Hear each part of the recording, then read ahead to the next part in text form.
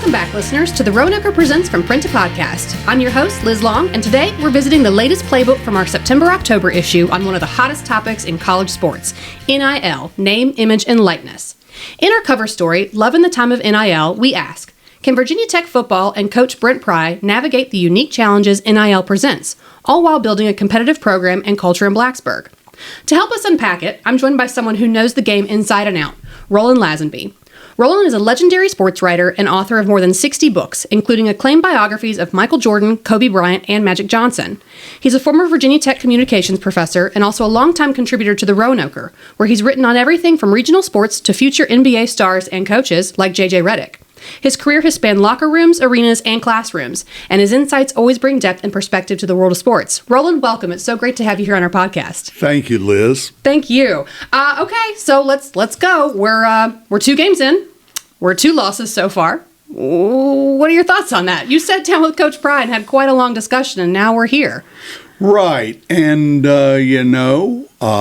this is magazine work. And right. So you have to time a magazine piece to where you think, what's going to be going on in people's minds when it lands? And it's sports, so that's fast-paced. Yeah, but I think we gauge this well because this frames a lot of the issues. And, of course, this weekend, Virginia Tech has to play Old Dominion. And that's been a competitive series. And this team needs a win. The circumstances with the name, image, likeness age, where basically colleges are running professional sports teams, it has just become very complicated overnight. And it's very complicated for the Hokies right now. They had to bring in, from the transfer portal, 30 players. And that doesn't include their freshmen. So, and some of them arrived for last spring. Some of them arrived just this summer, and they are rapid. And in addition to that, they have all kinds of new assistant coaches. And so you cannot microwave chemistry. I like that. You cannot microwave a lot of the human element in this. Football, normally college football, has a lot of moving parts. You got 120 kids on a roster sometimes, and roster sizes are up and down with the rules. But, whenever I usually taught writing labs at Virginia Tech and at Radford before that, or journalism laboratories of one sort or another. But I would also have to do these overview courses where I would have 200 kids in an auditorium.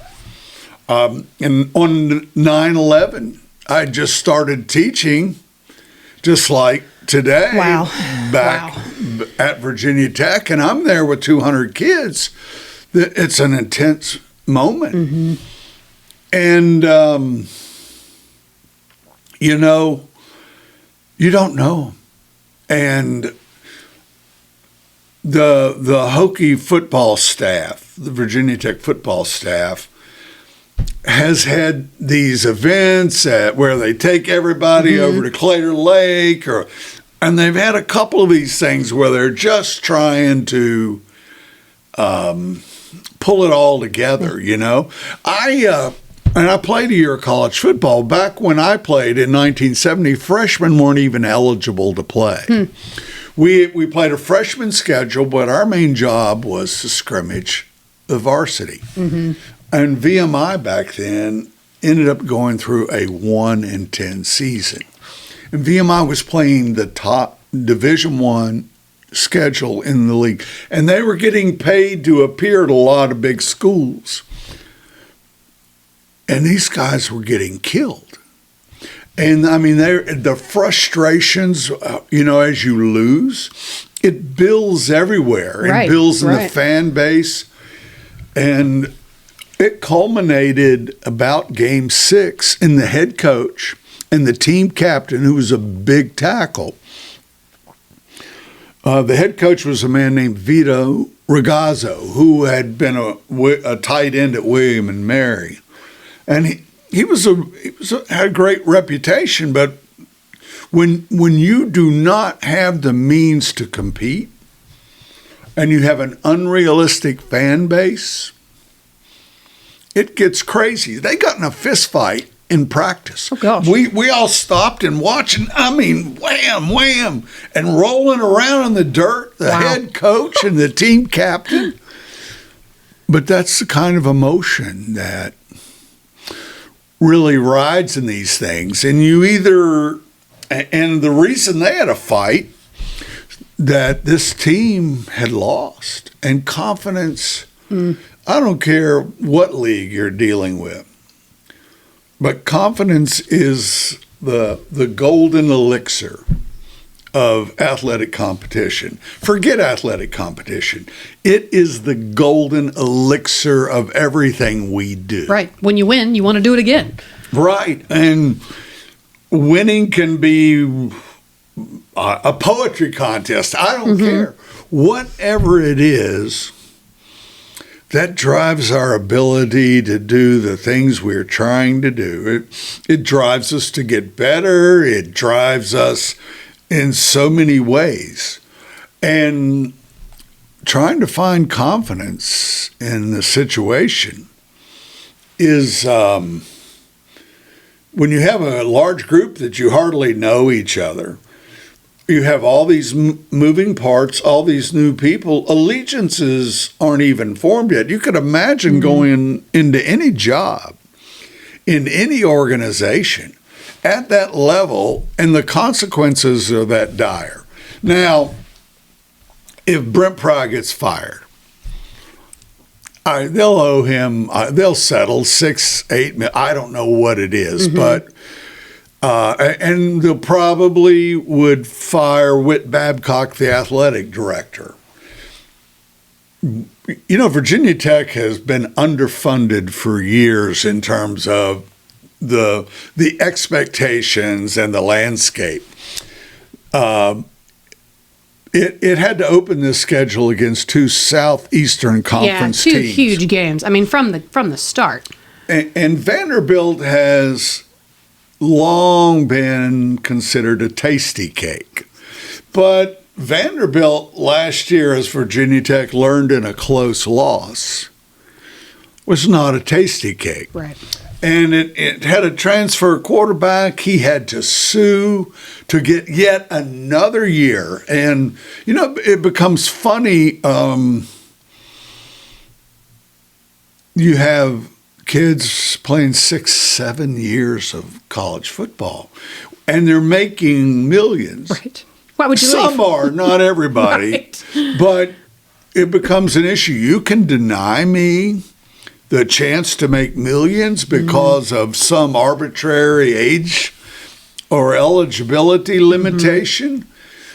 Litigation is expensive and it takes forever. And, you know, Vanderbilt beat Alabama last year.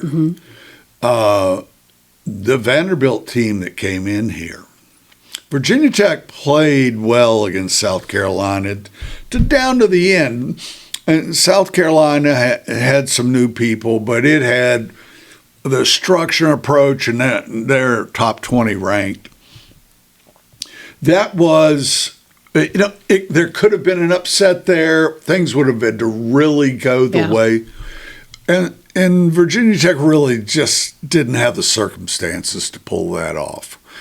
And then here comes this team, and everybody's thinking, oh, they're coming into Lane Stadium. We lost down in Nashville to Vanderbilt. Yeah. That was that football team, it was almost like rope-a-dope that first half.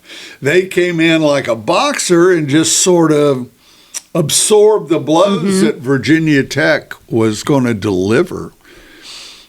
And the coaches have a veteran team that is well tested. They're led by that quarterback. He is an exceptional player. They've got players. I mean, they're in the Southeastern Conference.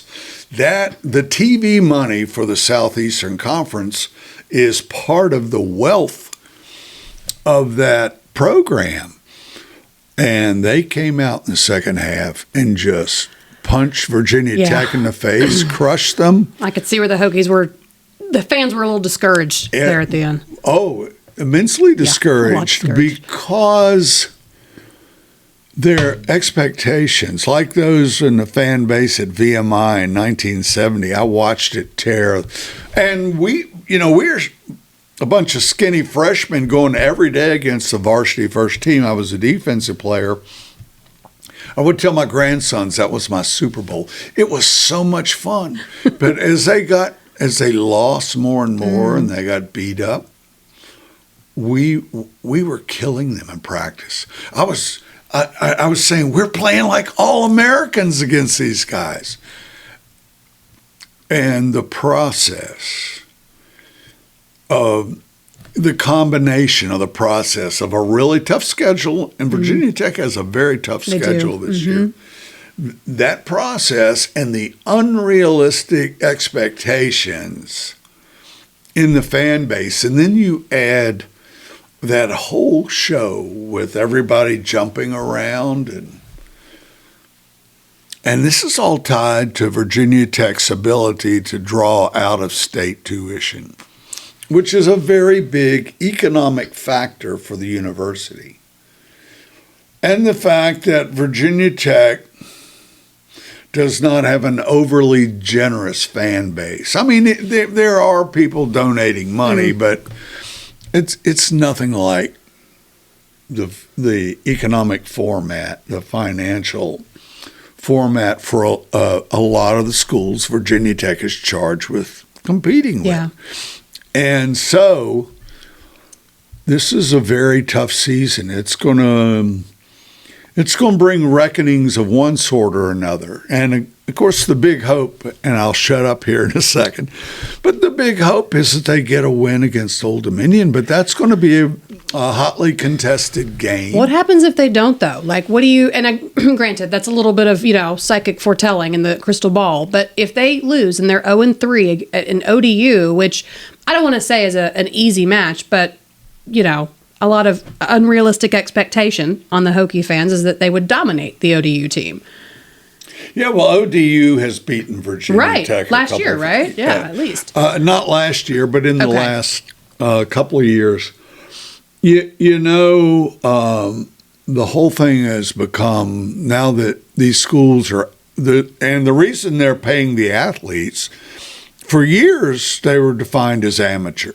In fact, when I wrote a history of Virginia Tech football, their great Hall of Fame player, Hunter Carpenter, was accused of being a slime ball and violating the rules.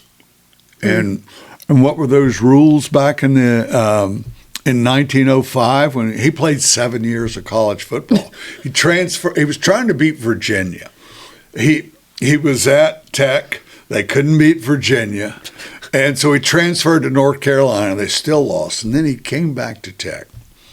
And they finally, for the first time in 1905, beat Virginia. But Hunter Carpenter was accused of being on scholarship, which was the shame of amateur athletics. Now everybody's on scholarship. Right. Everybody's on scholarship. But it was... And so there were lawsuits. Tech and Virginia didn't play each other for 22 years. No kidding. And so all of this is now completely reversed. And the schools, because the Supreme Court said, you can't deny someone the opportunity to earn money off of his or her name, image, or likeness. And so that meant you had to allow them to be paid, which created a chaos in itself. All of this, unchecked money flowing into into the team or not. Yeah, that's how you get a 30-year-old freshman. Well, we've had a few of those over the years, but it's usually because they're a combat veteran or something. Right. But the point is that suddenly universities all over the place, where are we going to get the money? And Virginia Tech is one of those. You know, my article points out the university president, Tim Sands, questioned the sustainability of having to do that. And indeed, the athletic director, Whit Babcock, explained to the school's board of visitors, hey, we need a cash infusion, 50, 70 million, whatever those numbers are. They're tens of millions. And, you know, Virginia Tech is a very fine school, and it's an economic engine.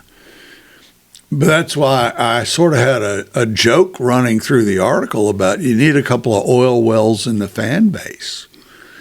And these fans are very angry, but there are not a lot of them giving tons of money. Now, there always have been that core of key players, key figures who have donated a lot to various things.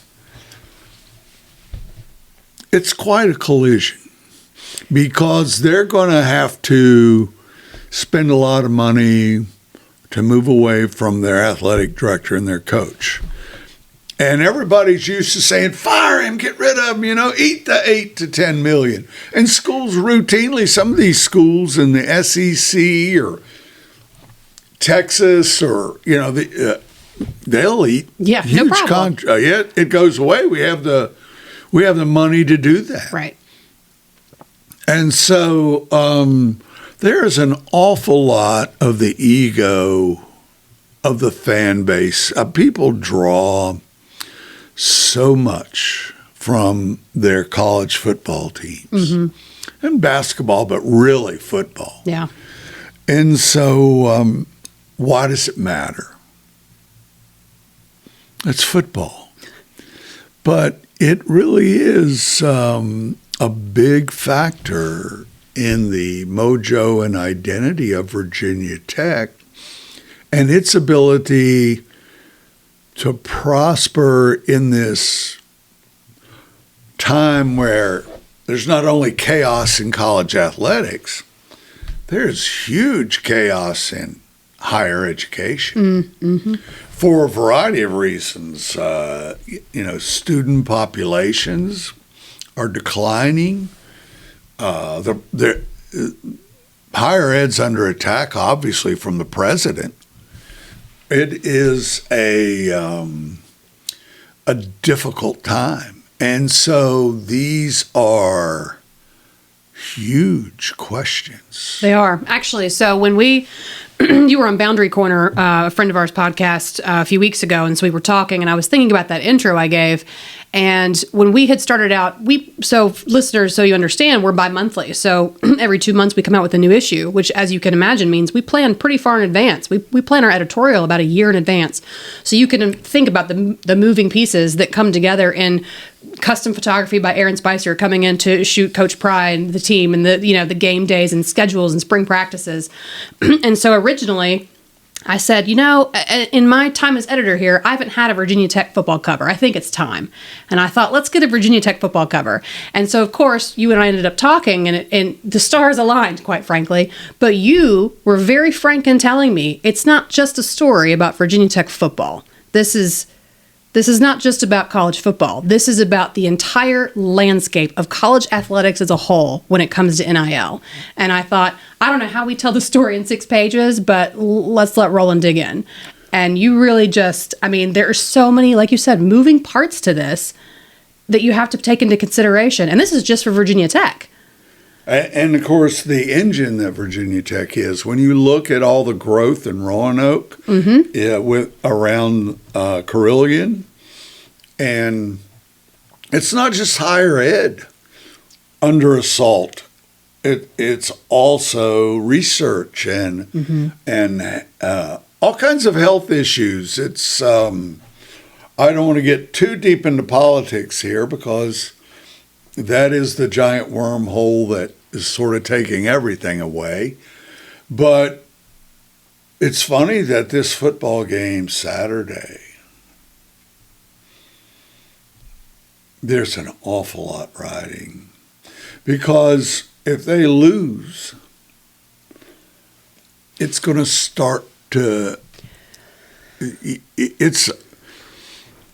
and perhaps they'll be able to dig out of it and overcome the psychology. But it becomes riskier the further they go without finding their footing, without, and it's funny. It's a thing like they hired a new offensive line coach. He brought in offensive linemen. They're huge. You've got to have these big road grader type guys who can move the whole situation down the field.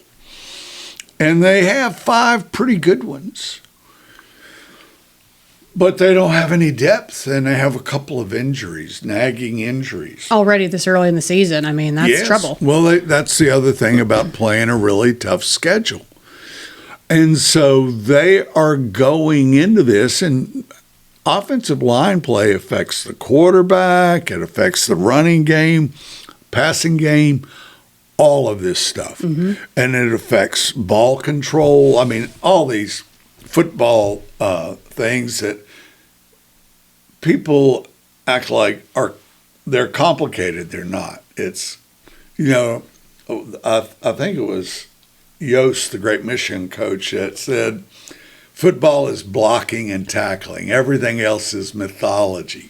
Well, Virginia Tech has to find out if they're dealing in mythology or if they find a way to block and tackle and defeat Old Dominion. And just getting that one win will allow them to pivot then to Wofford. Right. Like you said, the confidence. I mean, they don't win. The confidence is low, and it sort of spirals. It continues. And all the money has changed scheduling. Oh, I didn't realize that. Okay. Because football teams, let's face it, there's Alabama in a preseason game beating up on, some ridiculous opponent. And that was sort of the job when I was at VMI. That's what the varsity was doing, We were Division I, so we were the tasty cake on the schedule. And you have to have those early easy teams to sort of look at your team and figure out it's not perfect, but it's like having a scrimmage. Right. Your strengths, your weaknesses, how to build on that. Sure. And so Virginia Tech has a rough schedule. It started out roughly. Yeah. And everybody is dissatisfied. It's not like Coach Pry has presided over miserable losing. It's mostly a little under 500. He's been to a couple of bowl games, which is not the most difficult thing to do in college football these days. But he has had to be, college football's coaching is not what it used to be. You didn't have to worry about paying all the players and bidding. Right. And the defensive star of the entire Southeastern Conference in the opening of this season is a former Virginia Tech player who went to collect big money.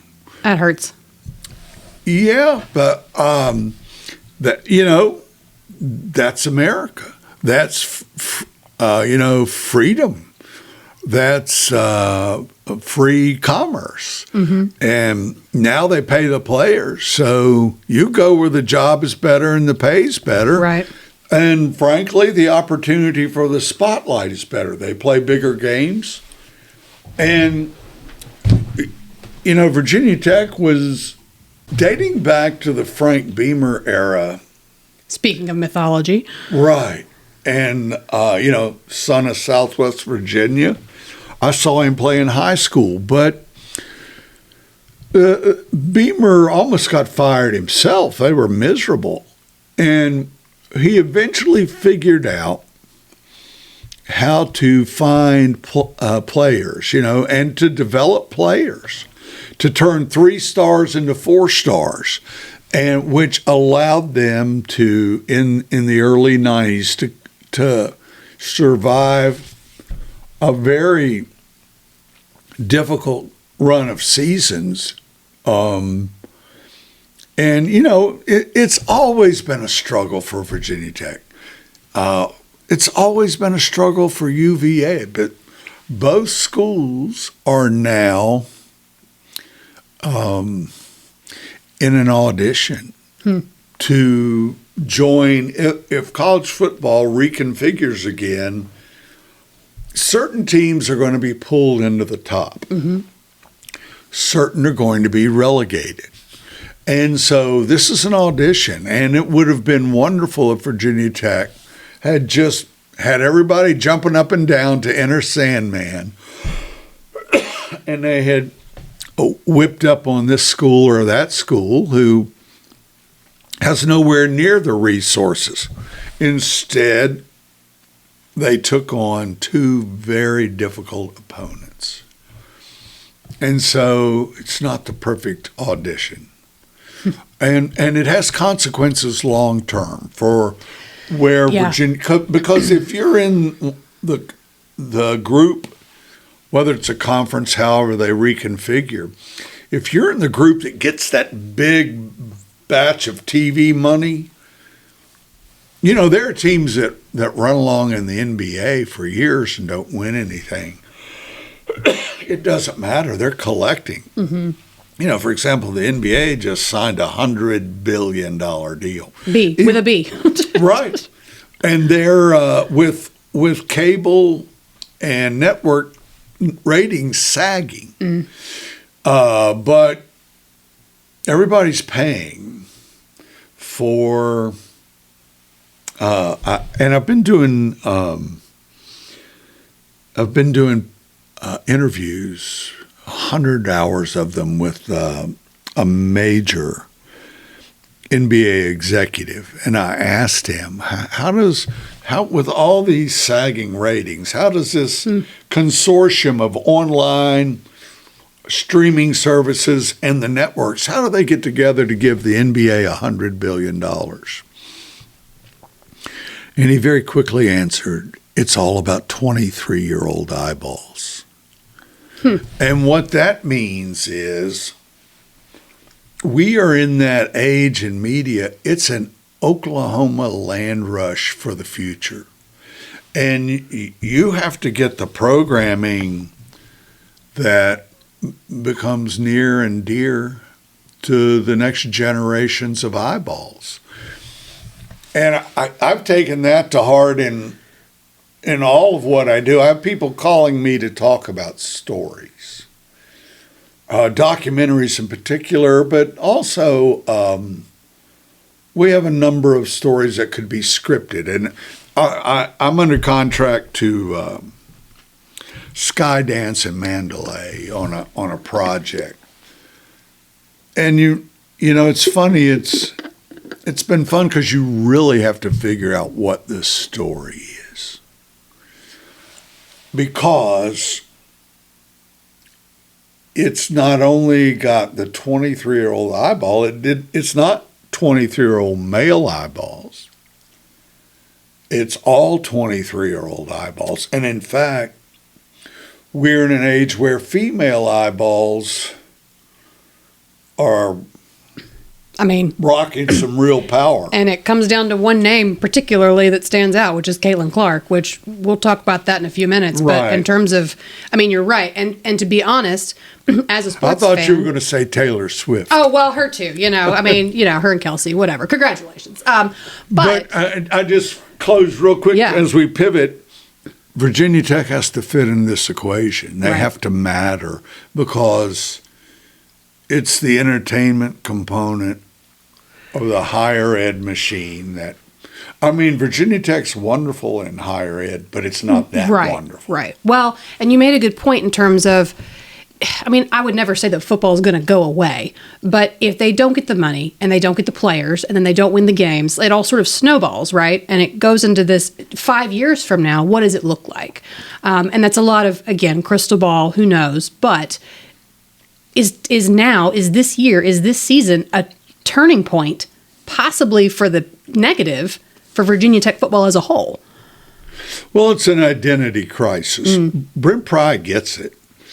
And you talked about that a lot in your article, because it wasn't just about Brent Pry as a coach. It was Brent Pry as a role model, as an institute in the football league, talking about how he is the right person for this job, but it might not be the right time. Right.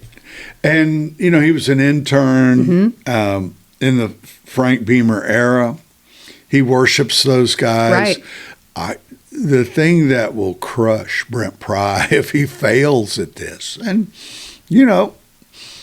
it's winning and losing. It's not, here's a T-ball trophy for you. And sort of the bowl games become the T-ball trophies because they go to all kinds of different bowls. But he respects Frank Beamer and Frank's longtime defensive coordinator, Bud Foster. The guy worships them. And he really has come in. When I say love in the time and NIL, the love is rebuilding that connection to Beamer, that connection to the state of Virginia and the football players coming up in high school in the state. It's a big, ambitious thing that he's tried to do. Right. Well, and he did it coming out of the pandemic, which was already a huge setback. He did it, or he has attempted to do it in the face of funding. And it's the same in Virginia Tech's basketball program. There's been a lack. There is not a lot of cash being thrown around there. And so you have people... And I think you really have to take your hat off to a lot of the kids there. The special thing is always the kids. Yeah. And the fun thing about teaching, I taught at Virginia Tech 11 years. Those kids are amazing. And they're just at that age, when this country has something to do, whether it's D-Day or whatever. It's 18, 16, 17, some cases, but it's 18, 19, 20, 21-year-old kids who do all this stuff. They take on the world for our nation, our culture. And so there's the fiber of that a lot of times when you're talking to these college athletes, to the teams. And so also sports, is quite a vessel for our values. Loyalty, and love of the alma mater, and all kinds of things. All of our institutions are under assault in this era of progressive politics. And those values have been highly perverted by progressivism. Well, so my next question for you was thinking about in this NIL era, does it ultimately strengthen or weaken these programs, not just at Virginia Tech, but as a whole? Because I see the pros, right? You're a student, you're working hard, you can get money off of your name, image, and likeness. You have worked so hard. You may never make it to the NFL, but this is an opportunity for you to cash in on your talents and your hard work. However, on the flip side, now you've got all these other things that we're talking about. And so,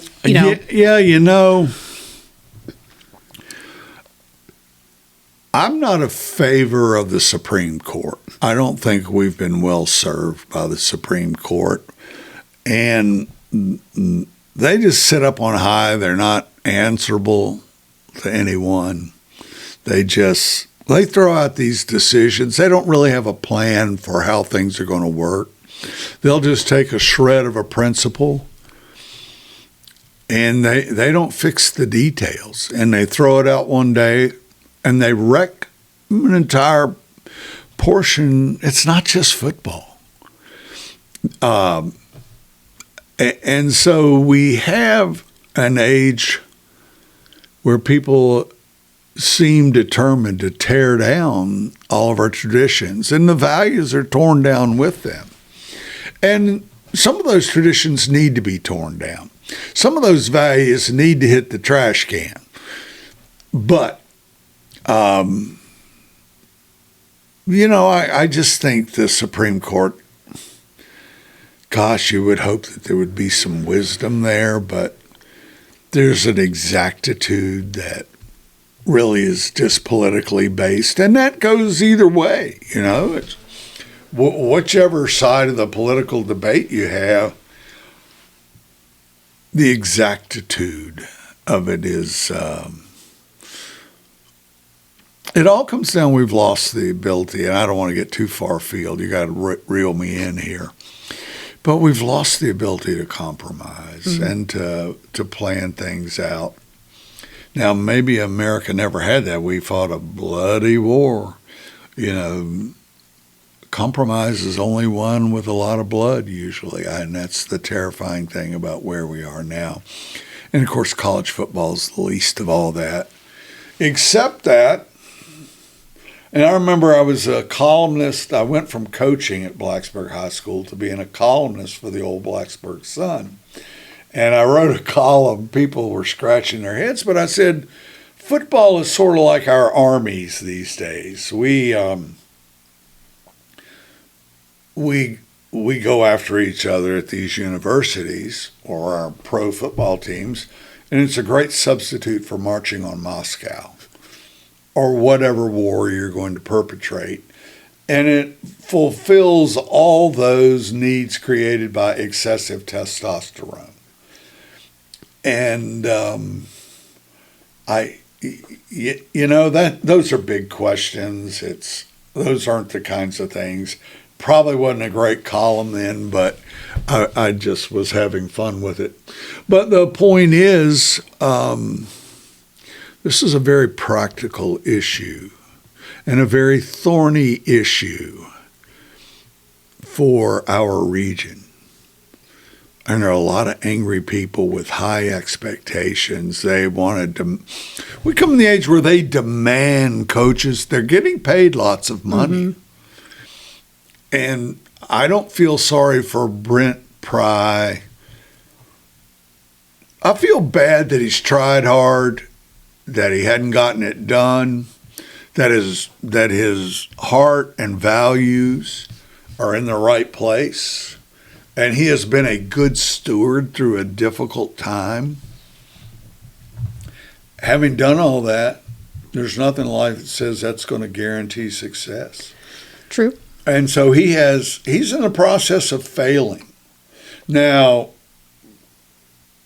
if some people are like me, I say, I don't know how bad the failure is going to get this season. But the tone of my piece was, you're better off letting it ride. You remember years ago, you gave Frank Beamer, when he had terrible seasons, you had the patience.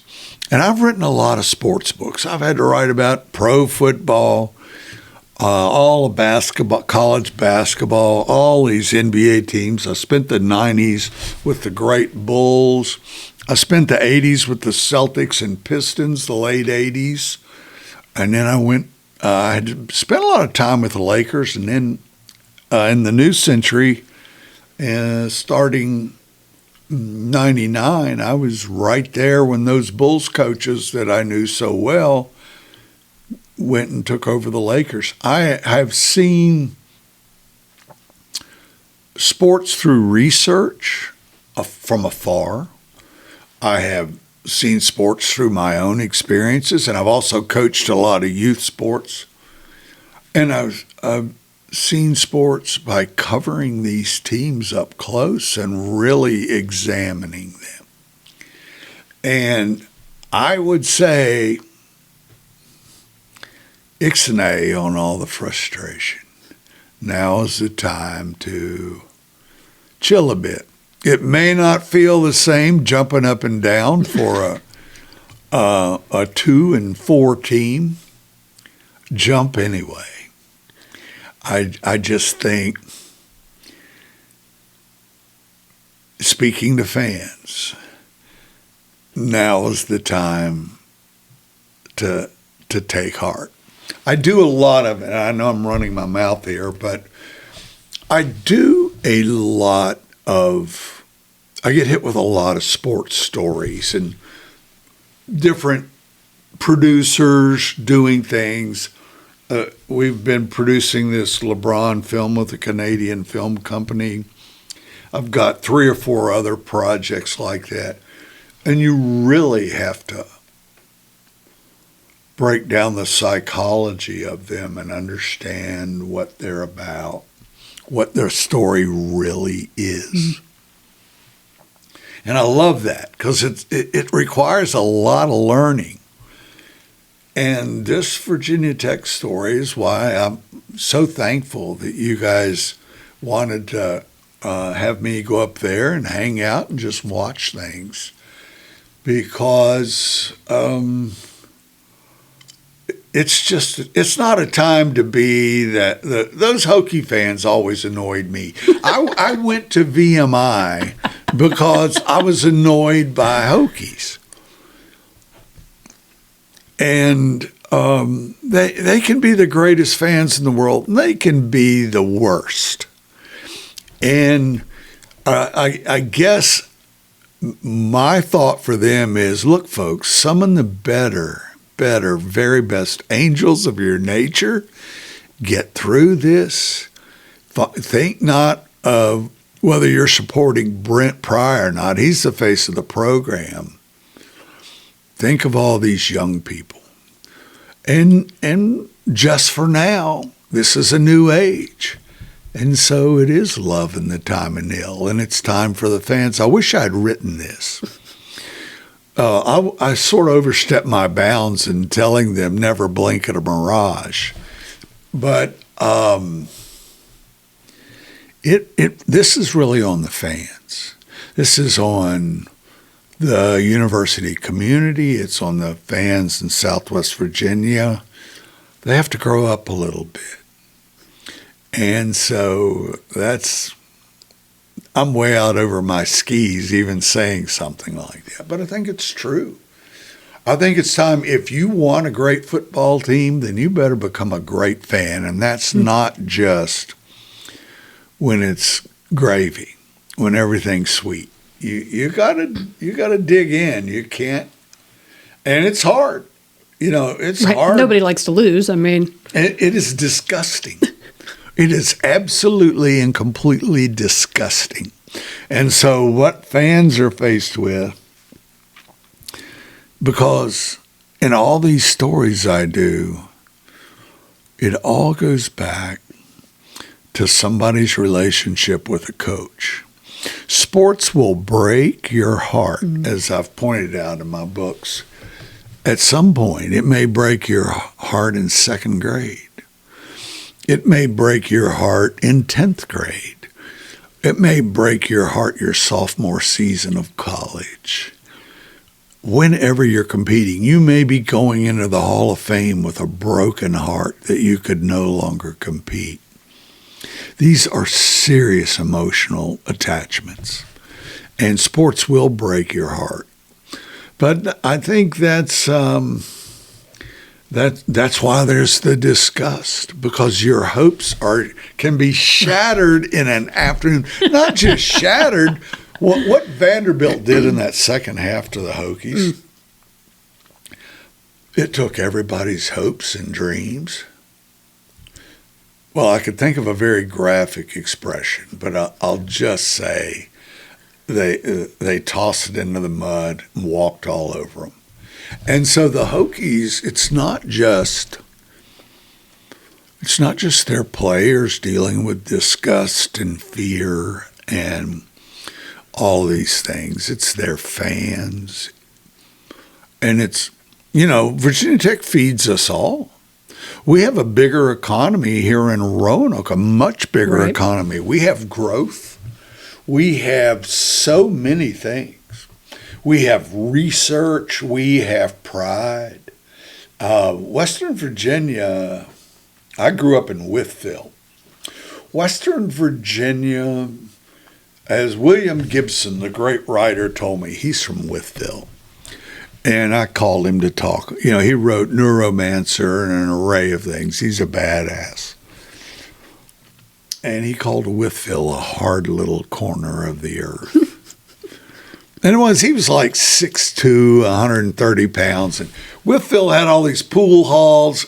To be there in the 60s, it was rough and tumble. And that was an important part of just walking the streets at night of Wytheville was an education. But that's not just Wytheville. Southwest Virginia, if you're Dublin, Pulaski, Grundy. I had to do the Who's and Hokies book with Doug Dowdy, and I was talking to one of the tech folks and talking about the difference between tech and UVA. And this is back when sports was far more innocent in some ways and far more vicious in another. He said, UVA always seemed to get their football players from Woodbury Forest or some fine school like that. We'd always get ours from Grundy. And so we're a hard little corner of the earth. And why these fans love it so much, I said it when I was talking about that dynamic of Who's and Hokies. I said it's the sons of farmers versus the sons of bankers. Mm. And that extends to all of us. This is our hard little corner of the earth. And Virginia Tech has stood up erect in its football program and basketball too. But now they're threatened, and so it's going to be far bleaker in this hard little corner of the earth if they don't find the patience and the heart to support this team, no matter how bad it gets. It's such a good advice, though, in terms of even if you lose, like, be a fan. Don't be a bandwagoner. Just have patience and sit through it. Don't call for people's heads in the guillotine. Just bear it. It is. Disgust is the hardest emotion for fans. These things, they're all metaphors.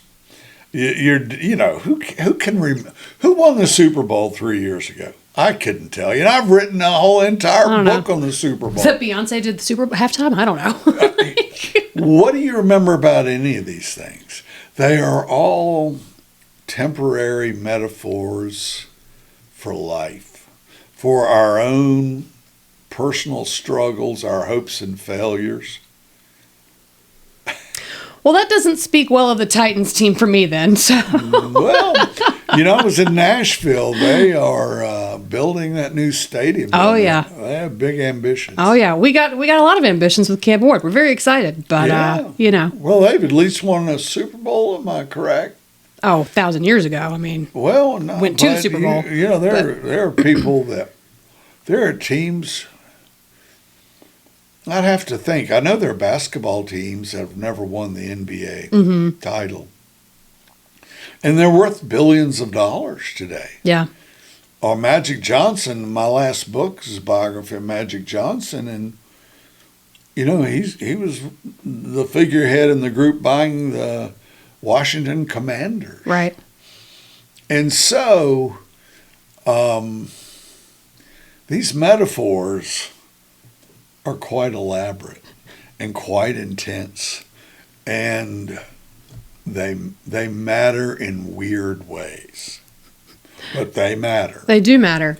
Well, I'd like to pivot, actually, so we can come back to Virginia Tech football for a second. I apologize for taking us away from Caitlin, but she matters. We're getting there. She matters. No, let's talk about that. Like NBA, WNBA, actually, all I've heard right now is that I am 2 Kevin Bacons away from LeBron James, so that's what I've heard.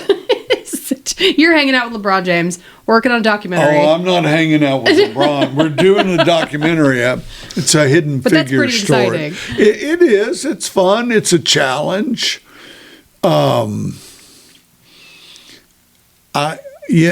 With Caitlin Clark, she is transformative. So we, I was telling you earlier, we went to an NBA game, 2 NBA games earlier in the spring to see Denver play. And so that was phenomenal. Jokic is greatest player in the world right now. He hit that half-court shot, just a lob in the second game, which was incredible. He surpasses the goals. He hit his, triple-double, they're giving him, or whatever. The European Championships are going on now, and they're giving him trouble because they say he's out of shape. Well, oh, my gosh. And the guy's built like a train. So actually, that's funny that you mentioned that, because my husband, we were talking about how we wanted to, what you and I were going to chat about. And he says, I really want to hear his opinion on the international players, because they are dominating right now. Yeah. And so do you maybe have any insight on why that would be? Or, it's really amazing to see, Luka and Giannis and all these players come through and just absolutely just play like we've never seen before. It's a big world. Yeah. And, that's been part of my education. Here's a shameless plug, but my Michael Jordan, The Life biography from Little Brown in 2014. There are 2 things I want to connect to Michael Jordan, The Life. Which is on my husband's nightstand, by the way. That's he's good. Reading that from the library. Oh, good.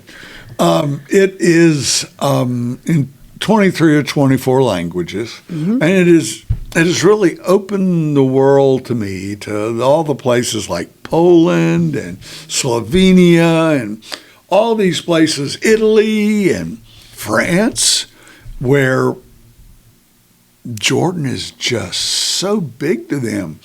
And I'm not writing a real fan book. These books are my Jordan books. Right at 700 pages, my Magic books at 800, and I put them in the context of history. Right. It's not a fan book. Right. You're not like... You have to read about sharecropping in North Carolina, Jordan's family coming out of that. You have to read about moonshining and a lot of hard stuff. And you have to read about the various appendages of racism. And it's detailed stuff. And these foreign countries eat it up, because I just have the personal opinion that the story of Black Americans is the story of freedom itself. And if we don't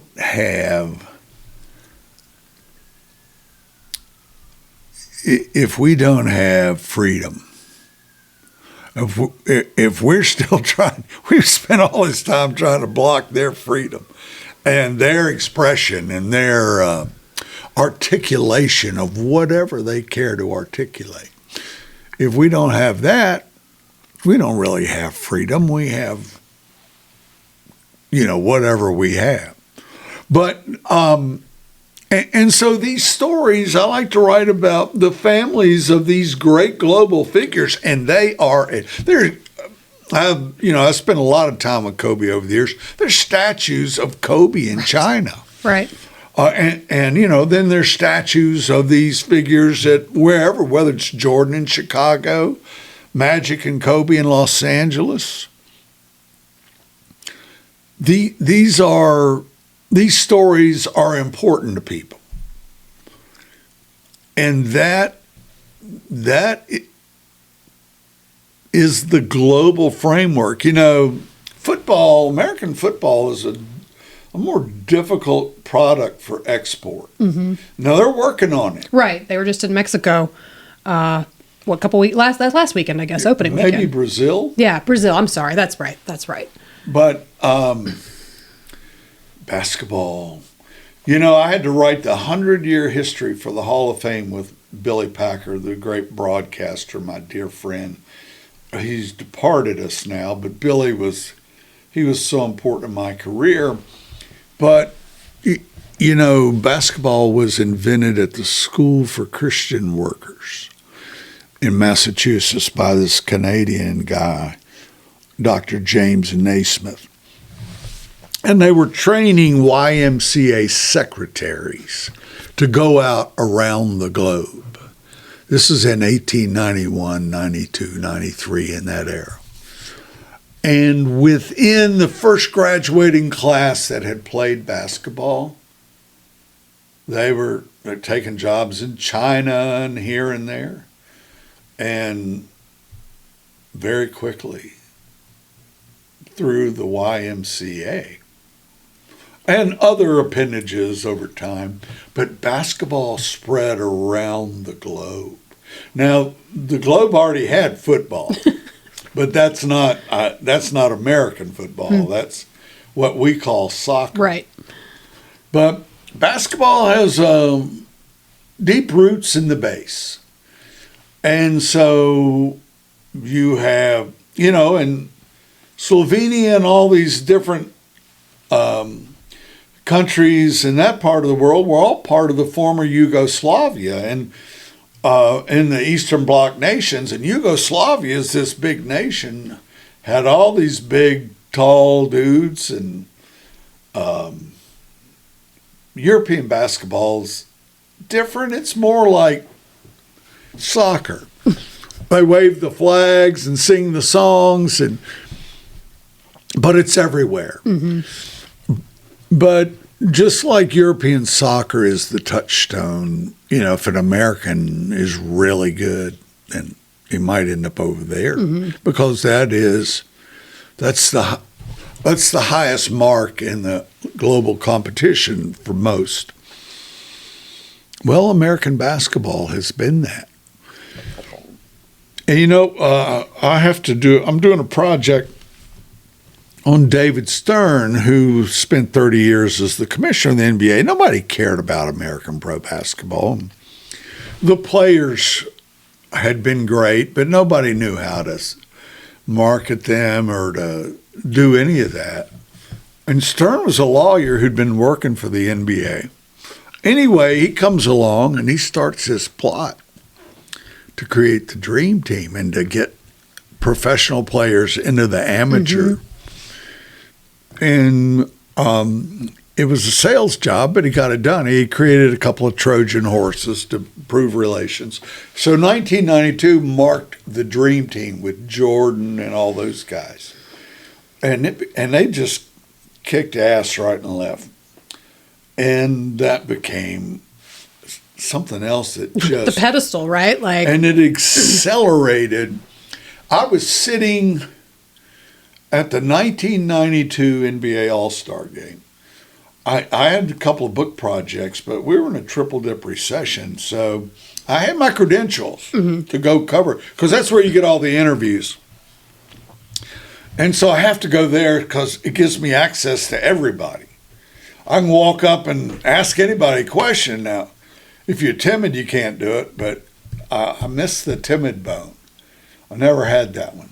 And so it's always where I worked, and along with all the games and stuff where you have your press credential. Yeah. And as long as you observe the rules. And so I was down there sleeping in my car because it was a recession. Because you're a sports writer.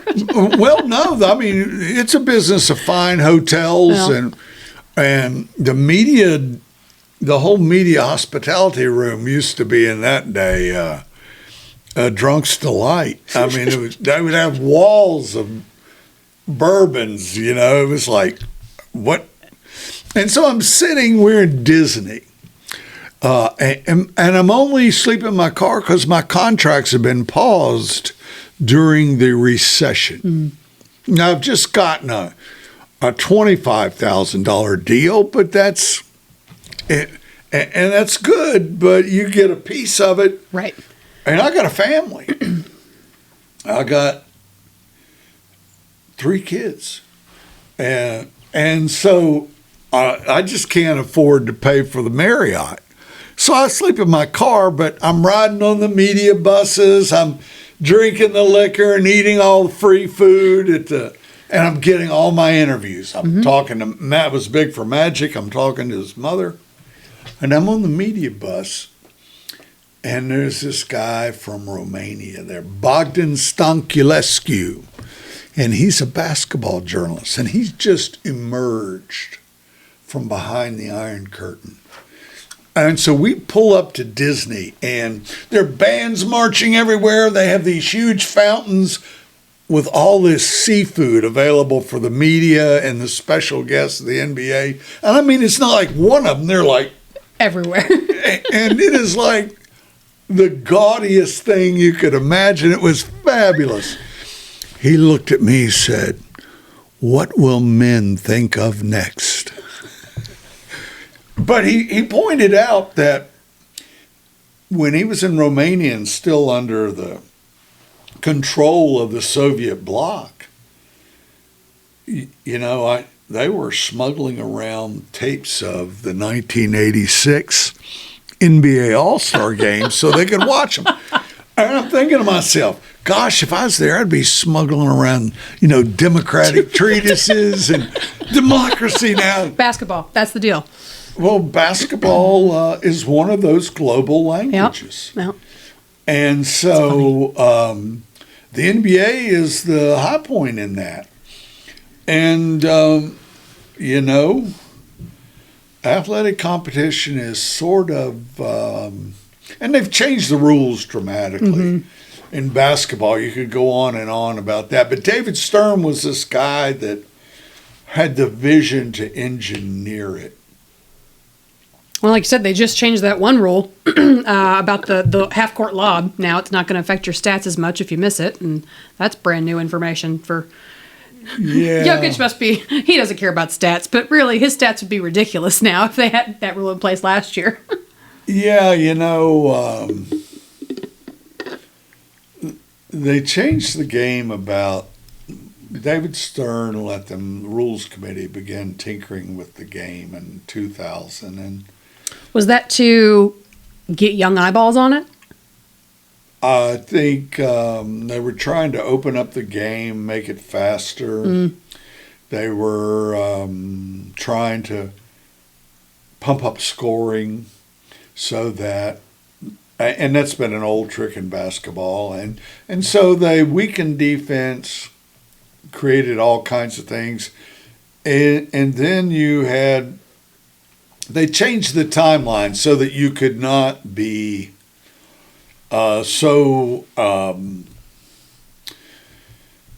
precise and moving. They had all those Jordan teams ran the triangle offense, all the Shaq and Kobe teams.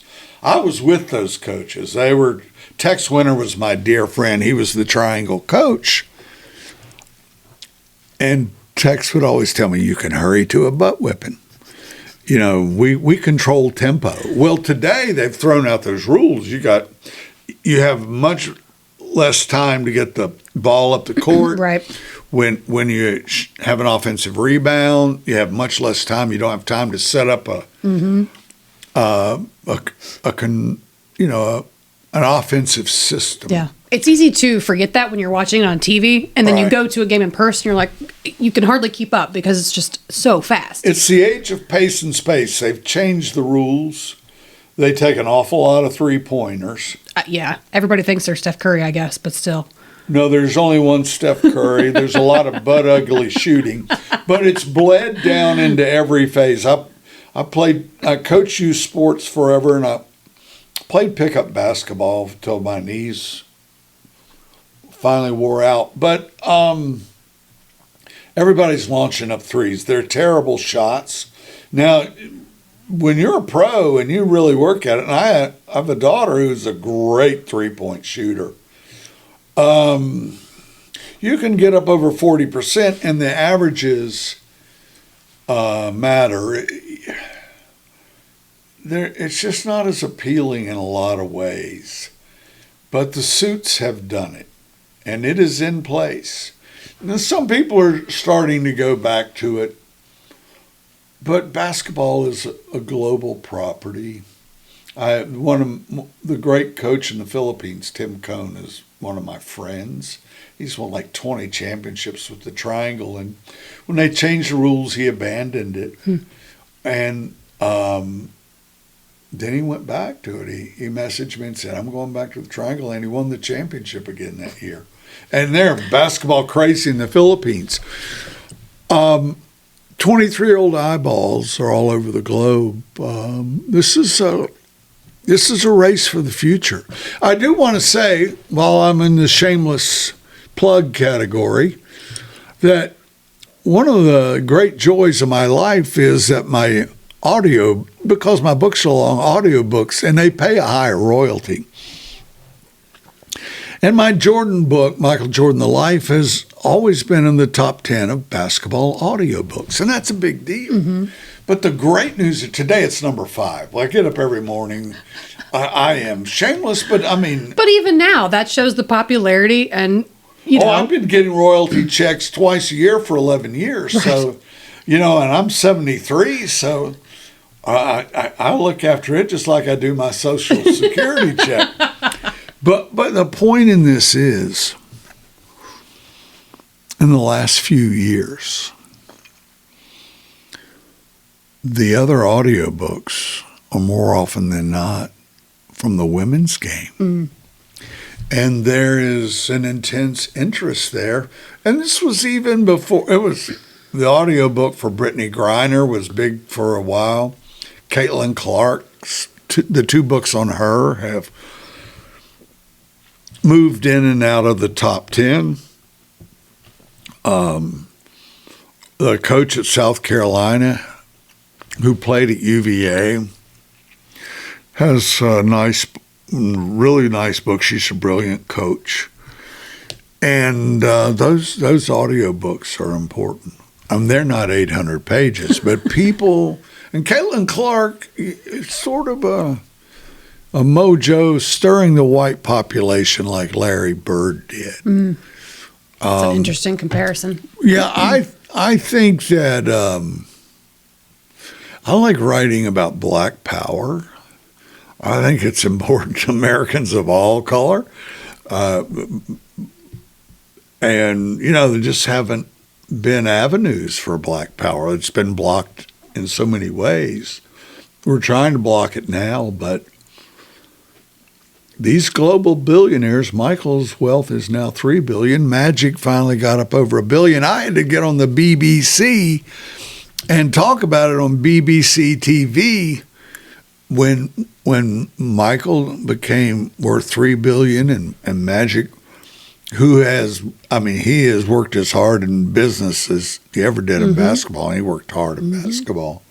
But he's now worth $1 billion after being stuck at $600 million for years. But the point in all this is basketball is an inclusive game. It's a great, and you can see everybody's face. The thing in football is I thought about that. That's hilarious. That's true. You don't often. Yeah. If the players take their helmets off, you get to see them a little bit. But as a basketball player, you're not only the face of your team, but of your position or your standing or right. As a football player, they're a soldier in your army for your personal pride. What a metaphor. Yeah. Hadn't thought about that. Well, so in tracking, we talked about Caitlin, and it's a real shame that we didn't get to see her play. She injured herself. I'm talking 2 nights before we went to see her. It was kind of devastating, but we saw her on the side, rooting her team on, there for everybody, high-fiving, just high energy, even though she was injured. And we loved seeing that game. It was, Brianna Stewart was the best player on the floor. She had a heck of a game. It was just a great time. But I'd like to flip real quick to... I just want to say one thing. Ahead. I've coached a fair amount of AAU women's basketball. It's a physical game. They are so physical out there. And the admiration I had for the physical courage of my players. And Caitlin Clark, I don't know her. I've never talked to her. I've watched her. I admire her. Yeah. It is physical. I played basketball in high school, and my knee has never been the same. Bet. Truly. Right. One good thunk to the floor, and you really get in there and fight hard for the ball. And they've unleashed the women's game from all the silly old rules we used to have. Fast-paced. It was as exciting, if not more so, than the NBA game. It was crazy just how action-packed it was. Right, and great coaches. Pat Head Summit. Yeah. All great the coaches. Different coaches. Well, and thinking about, this is a good seg, coaches and previous stories you've done. So a few years back, you did a piece on JJ Reddick. And that was, of course, when he was playing for Duke. And, of course, he is from Cave Spring and from the area. And so he has now been in the NBA, and he did his podcasting and broadcasting, of course, did podcasts with LeBron. Now he's the coach of the Lakers. So I feel that that's very funny that it's almost full circle. It is. For you particularly. And, I've worked a lot in Los Angeles. I've done a bunch of Lakers books, but that's when I was younger. I had a Kobe Bryant biography that came out in 2016. And I've been going and working in Los Angeles a lot over the years, starting in 1988. And we were out there, Little Brown had us with a guide, a PR person who was taking us to all the venues and all the things we had to do. And I was just struck by how complicated. I was also there in 2019, and I had to go this year for meetings on the David Stern project with the billionaire Peter Guber and the people who are financing that. LA has become a real challenge, and I just can't get out and work like I did. Now I have all the benefit of my experience working, all the conversations. I have hundreds of hours of recordings, and I've just been to so many games and seen so much. And I actually became very close with the best minds in the sport. And so that was good, but I can't do that now. And I would love to go try to give JJ some crap. I'm not close to him. I don't know. I mean, I interviewed him at Duke. He was good. He was pleasant enough. Yeah. He's moved on, though. I mean, I think that's been pretty clear that he's moved on to what he considers greener pastures than Roanoke. Yeah, he as he said then in that article, I assume when he gets back here, when he has the time, he goes to see family. And I think their living situation allows solitude. But JJ's a remarkable person. And he's done remarkable things, and it'll be interesting this year to... He's got a lot on his plate. LeBron's, 41? Bronny, right. Of course, with that little bit of nepotism. But he's got Luka Doncic. But now he's got Luka Doncic. Which is the most astounding change of events in the entire Did your phone blow up that day, that week, that all happened, and People, he got... I get asked on the podcasts. I'm not... Yeah. When Kobe got charged with rape, I had a satellite truck in front of my house on Northview. I'll have those things that, I've had my run with all the sports centuries I did, and I think, they flew me up to Connecticut, and I was on camera for 12 hours. In Bristol. Ended up being used in 12 sports centuries or something like that. But the point is, I'm not A-list. I'm not even Z-list. Nah. Well, as time goes on, I have fun doing all the Zooms I do for my projects, just like I'm having fun today. But it's not a big deal. Well, I think it's a big deal. You're A-list in my heart, Roland. Well, thank you. You're A-list in Roanoke region, for sure. Likewise, thank you. Well, I think that leads to a good question, though. So let's talk a little bit. You have been a communications professor in your past. You have helped hundreds and thousands of students. And actually, one of the pieces that you worked with on this story, for the cover story of our September-October issue, you worked with Travis Wells, who actually you taught. He was my former student. Right. So I think that's so full circle. So taught is a loose use of the word. Still. But the fact that there is this... this linear trajectory of how many lives you have impacted, whether it's through sports writing or teaching. So I think that's really important. And I know that you might not necessarily be in the classroom every day now, but for someone who wants to be a sports writer, who wants to do what you have done in moving forward, like what sort of advice would you give to them aside from persistence and thousands of hours of research? It's a different age, but it always helps to be in a situation where you have a credential. If you have a media credential, then you're able to. And so there are more and more outlets because of new media. It's not new media any longer. It's online media. And that's great. You can think up your own, really, I always taught media as idea-driven. And that worked for me because it opens the world to strategic thinking. How are you going to execute? I was in writing class. I was a Roanoke Times reporter in 1981 when I got a scholarship to get my master's in that fabulous writing program at Hollins. And I was in my first class, and the instructor or the professor said, if you're thinking about being a writer, you really need to write a book. I was a terrible student at VMI. I remember you saying that. But I learned. I had a mentor there my last semester who changed my life. One of the things he taught me was divergent thinking, which is you begin with lists of everything. You don't worry about if an idea is good or bad, you just write it down. And so I was sitting in class, and I wrote down 15. I didn't hear anything in the rest of the class. I wrote down 15 ideas, what I thought, and I didn't worry about if the idea was good or bad. I just wrote them down. And item number 7 on that list was Ralph Sampson had changed the culture, not only at the University of Virginia, but the state of Virginia. And I did a cultural story on him. It pissed a lot of people off, but it sold really well. And idea-driven is critical. You have to learn to execute the ideas. I would make my students do lots of interviews.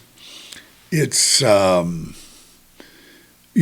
you break that ice and you become comfortable interviewing people, I don't know how personality-driven it is. I have found shy people who are great interviewers. I always explain to them that I'm the world's greatest interviewer, and I'm also the world's worst interviewer. And, often you exist with both in the same package. You get so excited, you start overrunning your interview subject. So, but it's about ideas, having ideas. And I hate to say it, but I have a lot of people calling me about their plans for a documentary. They're looking at, we live in this age where the baby boomers are, headed toward that great getting up morning, if they're not already there. And so all the baby boomers are running around with all the power they've ever had, trying to tell their stories.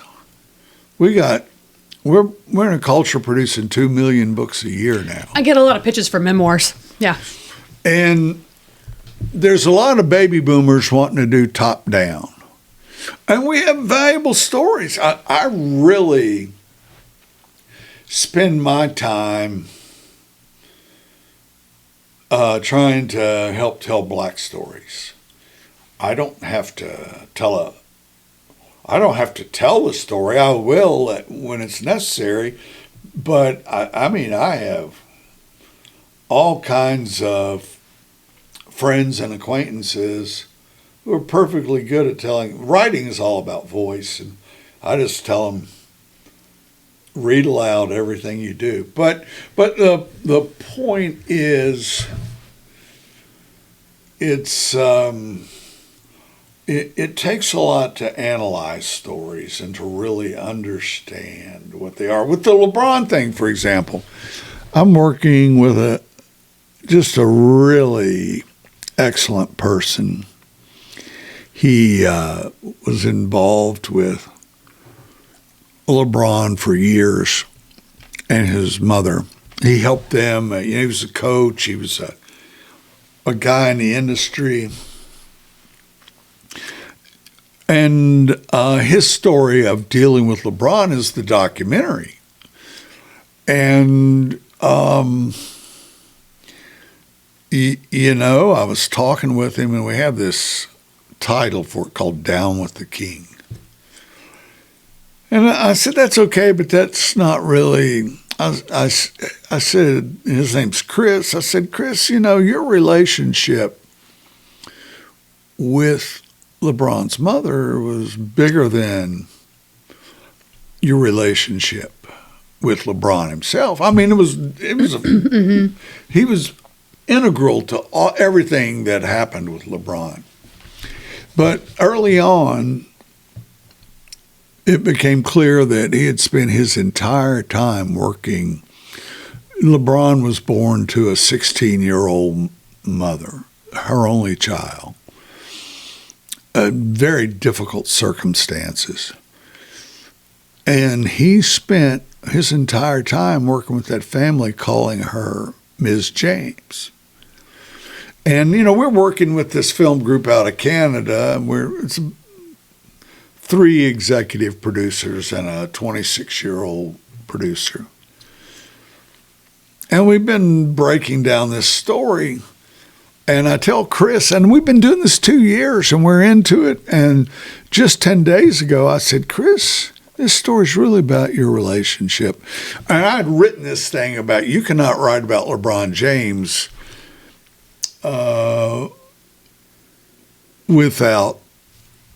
you cannot discount the pain of his mother. And it's all over this story. And we've done 110 hours of interviews with. And so I said, Chris, his relationship, he called her Ms. James the entire time. And so I came up with this concept. I said, we need to call this Me and Ms. James. First, it's a sort of a slight play on the old soul song, Me and Mrs. Jones. But it's my time with the mysterious mother of a global superstar. Now, that's 23-year-old eyeballs. He's a hero of a generation. More importantly, there's another huge demographic that factors in there. Is it women? Of course. And that's just perfect. It reminds me of the movie Air, when the entire relationship is Nike working with Michael Jordan's mother, and less about Michael Jordan and that relationship that she was protecting and making sure that she could take care of him.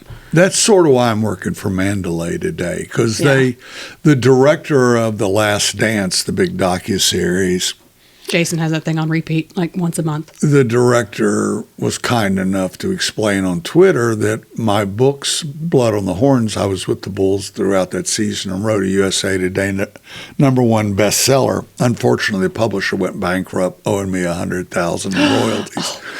But that's not the point. But that's neither here nor there.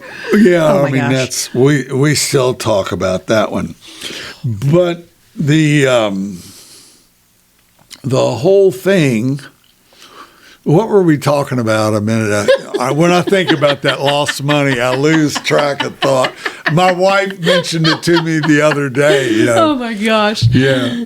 He said, just wait a week, I'll send you the check. And so we filed bankruptcy 2 days later. Oh, my God. All right, well. Anyway, I'm sorry. I got me off track. But Mandalay, one of the producers there basically took my book without paying me for it. I didn't think about it. I got a call from a producer in L.A. who's a big basketball fan and Lakers fan. He said, you know what's going on? You're getting robbed. I've read your book. I know what they're doing. I've seen Last Dance. And I said, yeah. Suing Jordan and the producers for The Last Dance is like suing Jesus for the Gospels. It doesn't seem like it's going to go very far. I'm not a lawsuit kind of guy, but Air is another part of that, because Sonny Vaccaro, the central character in Air, he opened up to me for Michael Jordan, the life. And everything he poured out to me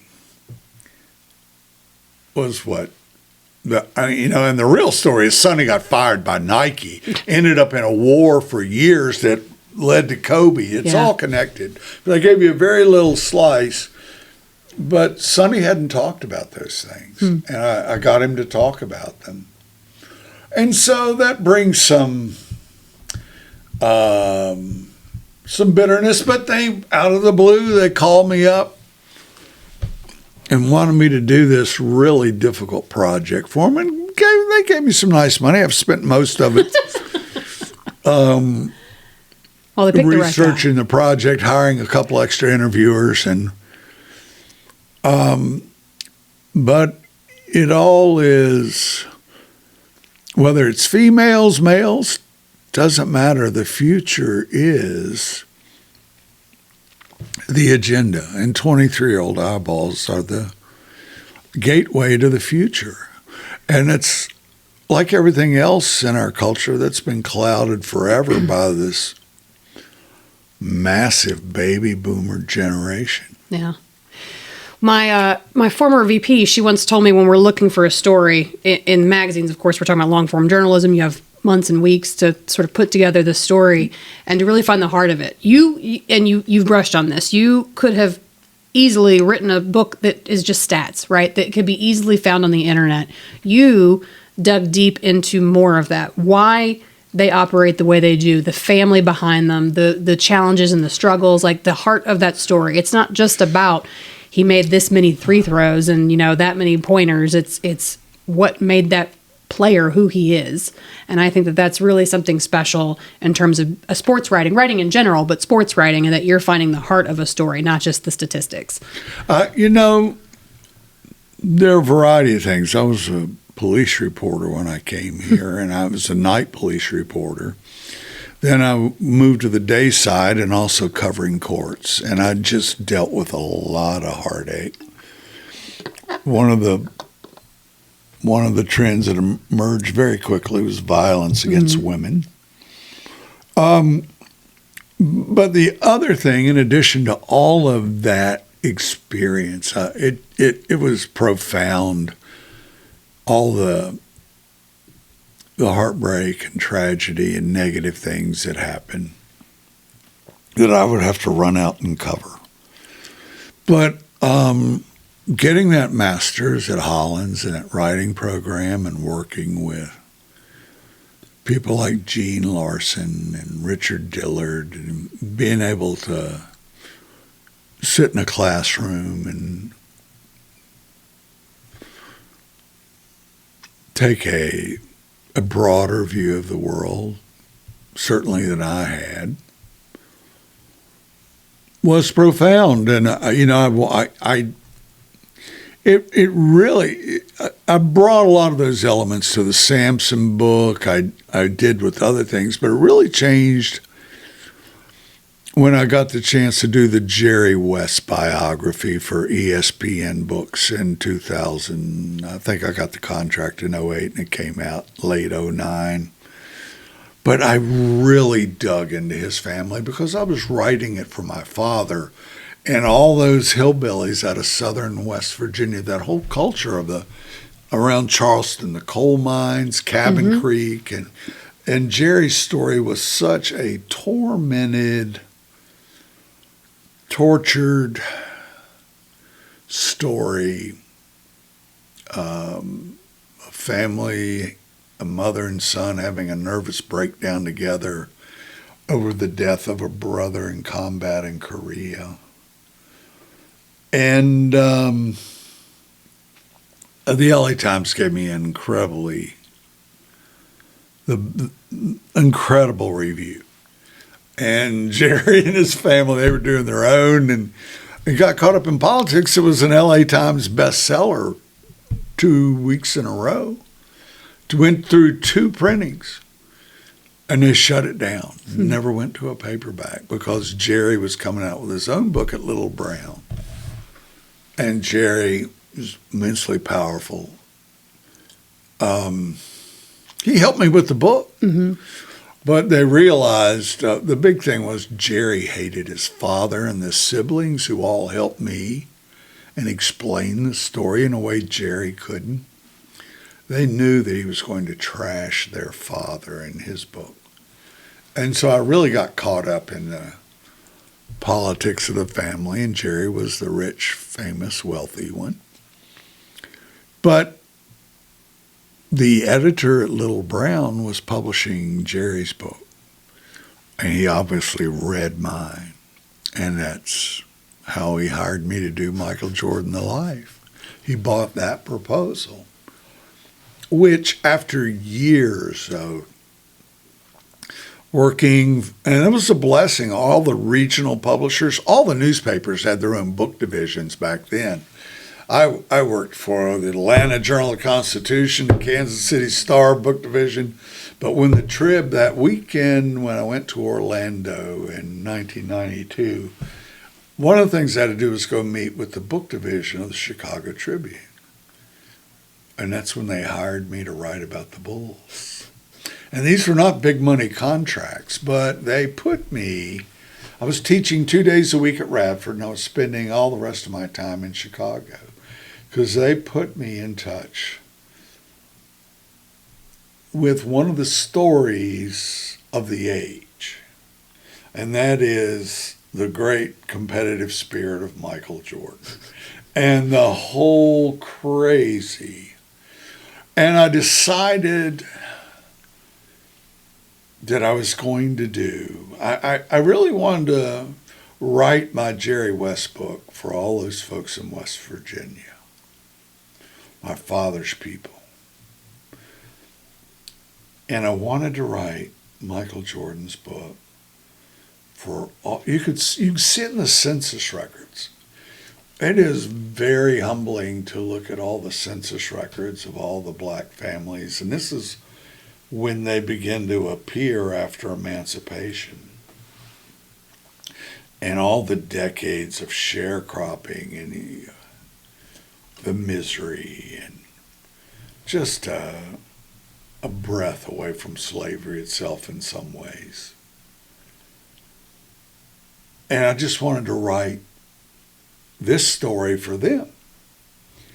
And when I had to do the Kobe story, I really got into, I couldn't get deep into his family. It was more obscure. It's very tough to, data mining has improved over the years. By the time the Magic book, I was able to place Magic's family with a very powerful North Carolina family on a plantation, and the story from there just unfolded in crazy ways. And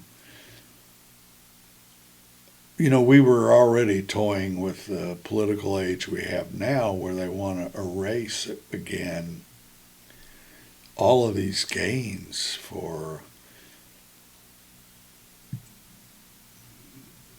all the black people of America. Their story of freedom is our story of freedom. We don't own it, they do. But it is for all of us to share. And so I went all in, and I had this editor, he thought he was getting a basketball book, and the pages kept stacking up. And he's saying, "Are you sure you want to do this?"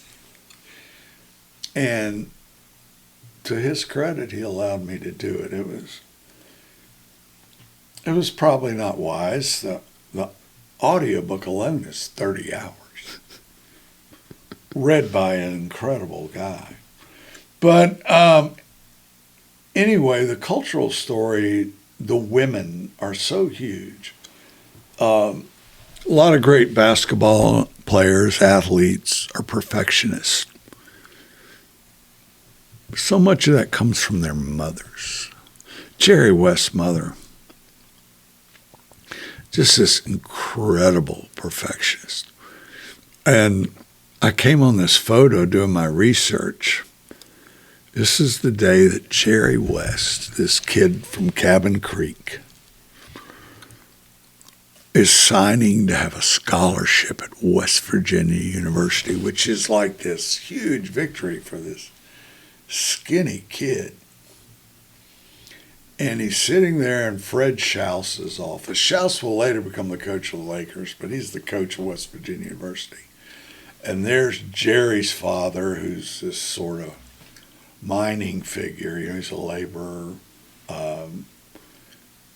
He's a union steward in addition to working in the mines. And he's sitting there with Fred Schaus, and they're both just grinning ear to ear for the camera. And there, Jerry, sitting in front of him are Jerry and his mother. And it's this happy moment. And the two males are smiling. Jerry and his mother are just glowering like, I don't know, they've been chugging cod liver oil or something. They're just like, they're chewing nails, They're just so intense. And that's the story of America. I mean, it's a black story. It's a woman's story. And reading the great Robert Caro writing about Lyndon Johnson and the life of women on these farms, and that's what America was before rural electrification.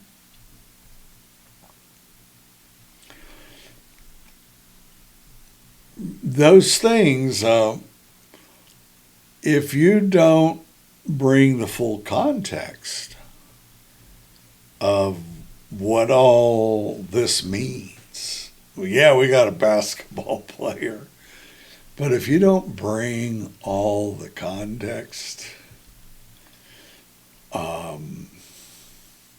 you're not telling the story, and you're not telling it with all the power it commands. And it's risky to do that. People think you're crazy. Oh, I bought a basketball book. What are you? Right. But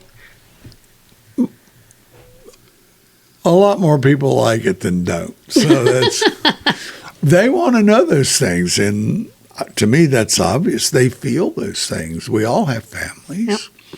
We all know the eternal truths of those families. And anybody associated with my family will tell you that we would be sitting down by the river somewhere in poverty. My wife has made the whole thing work. She's just got all the strength and ability. Great teacher. We've run into it. I did a post about her on Facebook. Yep. Happy anniversary, 50 years. Incredible. Yeah. Well, she didn't even want to celebrate. We went to dinner. She did not want to party. It has not been easy. It has been a battle. I don't know how she's done it, but she has done it. And I think you could say that going down the list of every family in America that has found a way to survive. And so there are all kinds of freedoms at play here on the rise. And women's basketball, I coached AAU women. I saw kids as tough as anybody competing. And, it's a special thing to be associated with watching kids go at it. We went all the way to AAU Nationals, brought home a trophy. We didn't win the whole tournament. We were Division I, which is the highest. Yeah, still pretty darn good. Yeah, we finished, best I can figure, we finished 7th or 8th in the country. I mean. Yeah, it's like, it's at least going to the Elite Eight of the Final Four in a tournament. Right. So I have that trophy at home. The one thing about the girls, they all move on. They grow up and become women, but somebody's got to be the caretaker of it, so I have it. Well, I got to say, Roland, it's not too bad for a kid from Wytheville. You know, I would say Wytheville's important. It gave me all the rough edges I needed to do what I need to do. That doesn't hold a candle to what my wife has done for me. Well, we appreciate her letting us borrow you for the story, certainly for September, October, if nothing else, but all the other years, too, that we've been able to showcase you in our headlines. We certainly appreciate it. Well, you know, I love it. I love having that opportunity to write this piece. I do think it's an important time in ways most of us are not really grasping yet. I think so too. I hope somehow we find our way out of it, because it's just football. But except it's not. Except it's so not. It's everything else that goes with it. It is. Well, thank you again for writing the story, for your hard work on it. And, so we're going to have a bunch of stuff linked up on this episode, and we'll make sure that listeners can read the story. Also, again, we haven't talked a whole lot about it, but that exclusive sit-down interview you had with Pry back in the spring, it's a great piece. He speaks so highly of Frank Beamer. We were talking about that earlier. Right. I think he wants this to work. Yes, he does. He seems genuine. There are a lot of moving parts to it. I don't think the fan base has come to full realization. Yeah. Well, there are a whole lot of people who think they can do it, so, Well, who knows where it's headed? 40-year-old freshman, maybe.